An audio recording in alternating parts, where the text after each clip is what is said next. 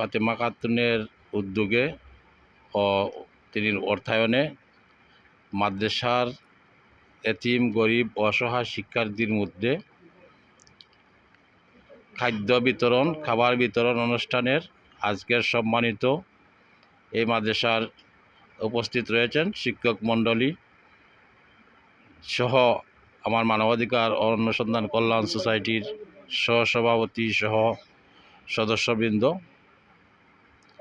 সুপ্রিয় উপস্থিতি, মানবাধিকার অনুসন্ধান কল্যাণ সোসাইটি মানুষের কল্যাণে নিবেদিত, মানুষের কাছে মানুষের সন্ধানে সবসময় খুঁজে বেড়ায়।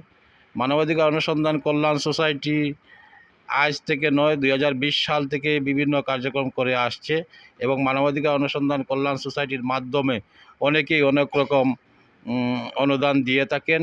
আজকে যে আমাদের সহসভাপতির বাগ্নি, ওনার যে উদ্যোগ, এই মহৎ উদ্যোগ, ওনার উদ্যোগকে আমি স্বাগতম জানাই এবং আল্লাহ পাকের কাছে ওনার নেক হায়াত যেন দান করেন এবং দীর্ঘায়ু কামনা করি। সুপ্রিয় উপস্থিতি, আজকে উনি আমার কাছে একটা ভালো লেগেছে যে উনি শিশুদের মধ্যে একটা কেকও পাঠিয়েছেন সেই মাদ্রাসার শিক্ষার্থীদেরকে নিয়ে। কেকটা প্রথম কাটা হবে এবং খাওয়া হবে।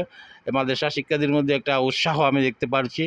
আমি এই যে যারা শিক্ষার্থী আপনারা দেখছেন, এই শিক্ষার্থী কিন্তু আসলে খুব অসহায়, গরিব এবং খুব দারিদ্র পরিবারের আপনারা দেখতে পাচ্ছেন।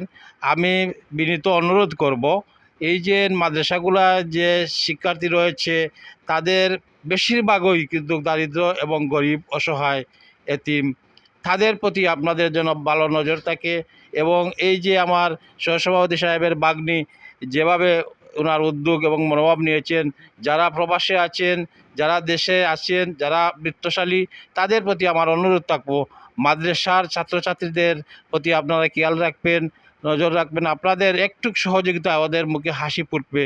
আল্লাহ পাক আপনাদেরকে হায়াত দান করুক এবং দীর্ঘায়ু কামনা করছি এবং মানবাধিকার অনুসন্ধান কল্যাণ সোসাইটির জন্য আপনারা সবাই দোয়া করবেন। আপনারা সবাই ভালো থাকেন, সুস্থ থাকেন। অবশেষে বলবো, এই যে ছাত্র আমি দেখতেছি তাদের উজ্জ্বল ভবিষ্যৎ কামনা করে আমি এখন আমার এই সংক্ষিপ্ত বক্তব্য এখানে রাখলাম। আসসালামু আলাইকুম রহমতুল্লাহি ওয়া বারাকাতুহু। এখন দোয়া পাঠ করবেন এই মাওলানার নাম,